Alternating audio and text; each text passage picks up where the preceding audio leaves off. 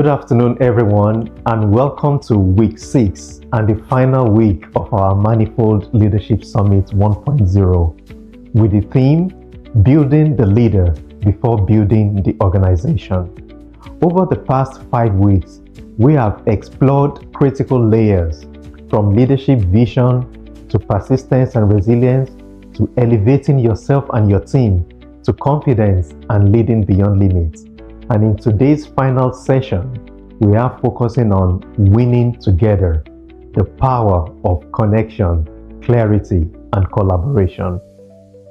And when we talk about winning together, we're talking about moving beyond the high levels of individualistic achievements to group achievement. We're talking about going beyond what a team can achieve to what interconnected teams can achieve. And we're also talking about multiplying what is possible and achievable through synergistic efforts. And why?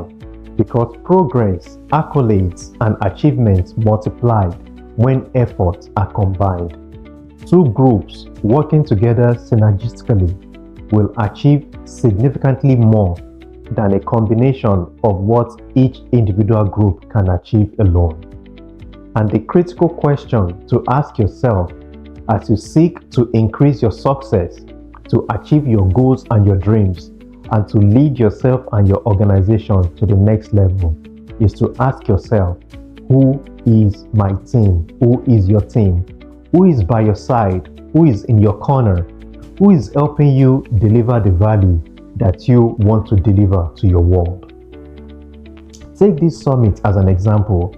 We have benefited from a wonderful team, from the John Maxwell team that provide access to featured speakers, to our Manifold Leadership team that are working behind the scenes right now in the studio, and to our Zoom events team that is coordinating things as well.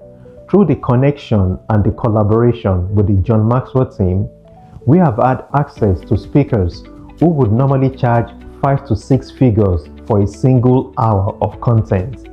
So, our profound gratitude to John Maxwell, Valerie Button, Mark Cole, Tiffany Bova, and Craig Rochelle.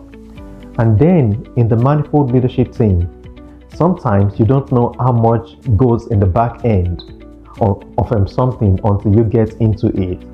So, our profound gratitude to G. Villarema, Anna Francisco, and Annalie Bastinen, who are working tirelessly behind the scenes, helping from logistics to the administrative tasks, to studio operations, marketing, proofreading, graphics, testing and retesting, and so much more in order to ensure a smooth event. So that brings us to today's truth. After working on your vision, on persistence, on confidence, trying to lead beyond limits, you could still be limited if you don't have the right teams in place. And that is why today, along with John Maxwell, we will be discussing winning together. I will begin the first section as usual by focusing on teams, and then Papa John, like we like to call John Maxwell in our circle, would come in as the featured speaker. So let's get started. Welcome once again to the final week of the Manifold Leadership Summit 1.0. Our topic today is winning together, the power of connection, clarity, and collaboration. So why are we considering winning together? Because any great endeavor, vision, mission, accomplishment requires a strong and an aligned team. In fact, leadership reaches its highest expression in relationships, in communication, in collaborations, in connectivity, and in alignment.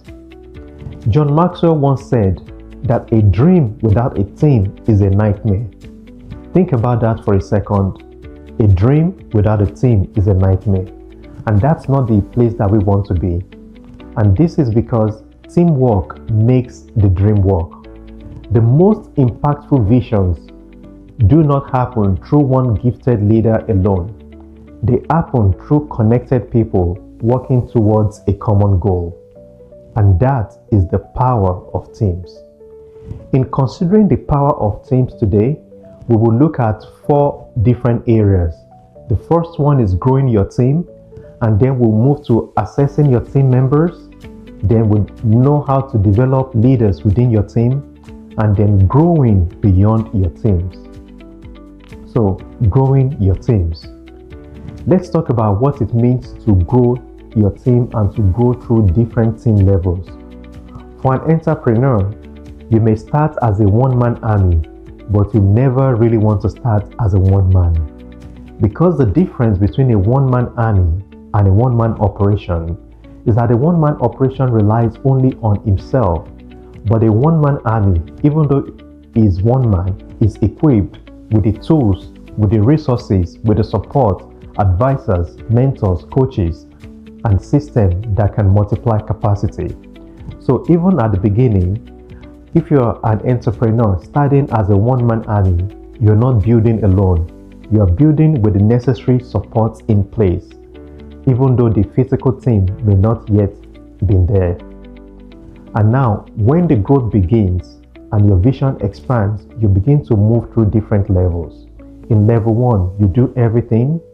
In level 2, you begin to have maybe some part-time help, 1 or 2 other people to help. And in level 3, you build a full team where you have clear roles and expectations. And if you already have a team, you are starting from this level. In level 4, you begin to build leaders within that team. Those are the members who own outcomes.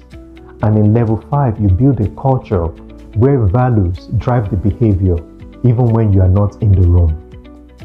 And at each level, the question you ask yourself changes. Early on, the question is, how do I do more? It's relying solely on yourself. But as you go on, the question shifts to how do I lead people to do more? And that requires leadership growth and maturity. Because once you begin to build a team, you will notice something important.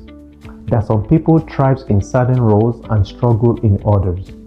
So as a great leader, you just don't have a team. You will learn to assess and to align the people so that each person will be in the place where they thrive the most and the best. And that is how your team would grow. Now, once you have a team, the next level is to be able to assess your team members. You have to move from an altruistic view of everyone and everyone's capacity to begin to evaluate their actual contribution to the success of the mission. Not from a judgment perspective, but from a stewardship perspective.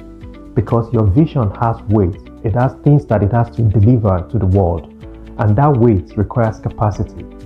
So engaging your team members, you can look at them from 4 levels. And the first level is what I would call a sub-zero level.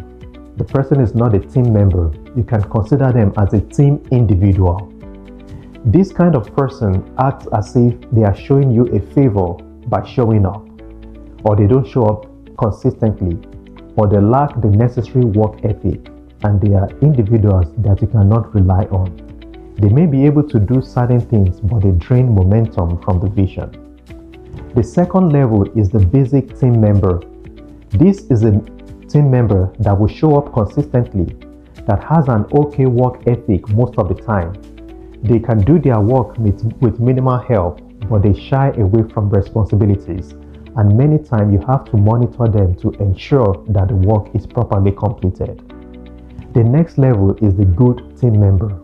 It's the one that will show up consistently, has a good work ethic, can be trusted with responsibility, has vested interest in the interconnectedness of their role to that of the overall mission, and they are willing to grow, and they can work well without supervision.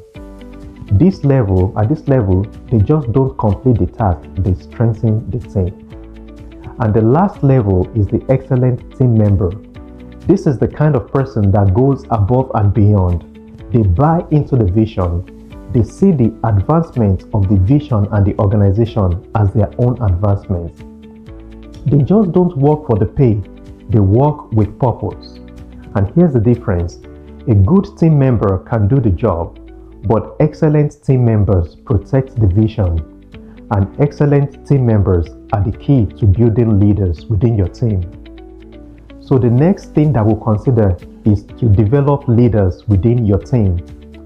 Now that you have been able to identify the different levels of engagement of your team members, the next responsibility as the leader is to develop leaders within the team.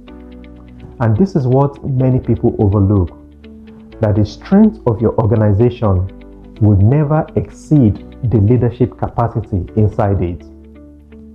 If you are the only leader, your organization will not exceed beyond you. But if you multiply leadership capacity, then the growth can become limitless.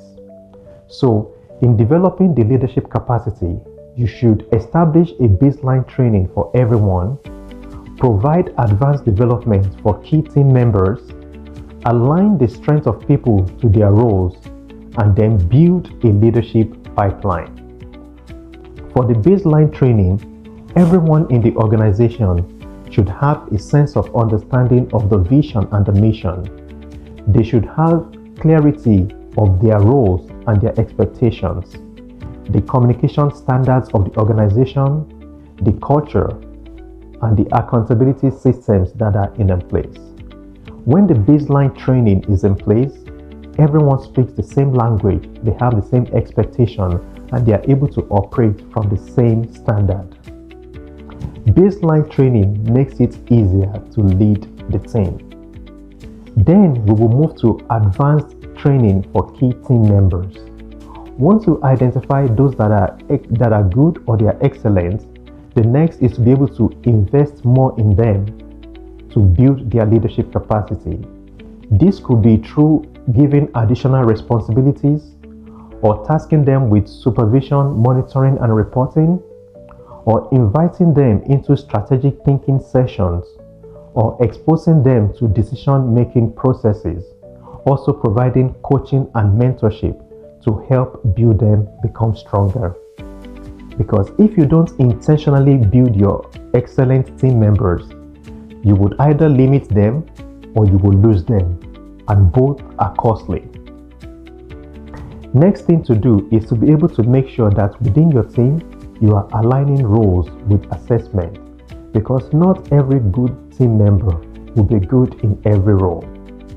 Sometimes performance is not about motivation, rather it could be about misalignment.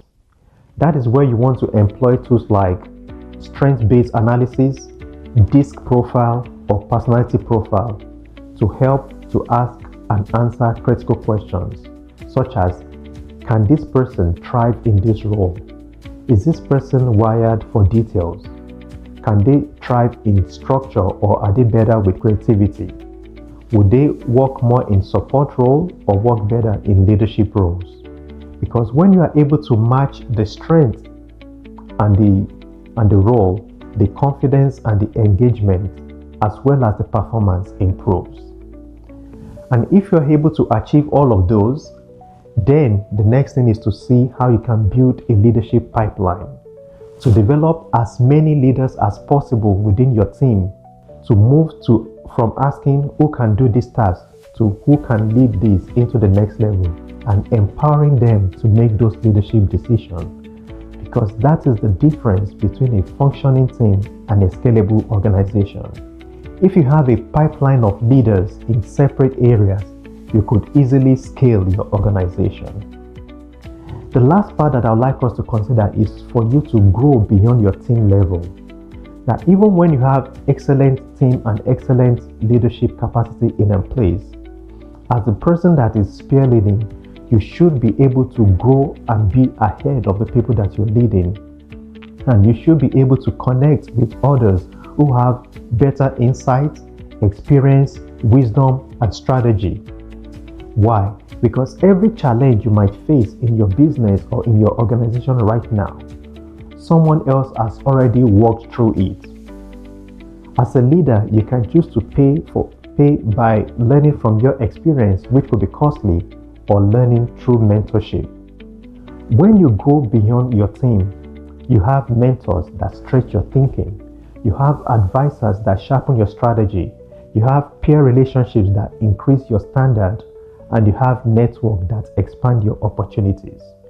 If you don't grow beyond your team and you have excellent team members that are growing beyond you, they would either become your boss or they would leave to another organization, and that could also be costly. So as a leader, you must always make efforts to continue to invest in yourself, in managing not just your growth, but that of your team, of your organization, and of your environment.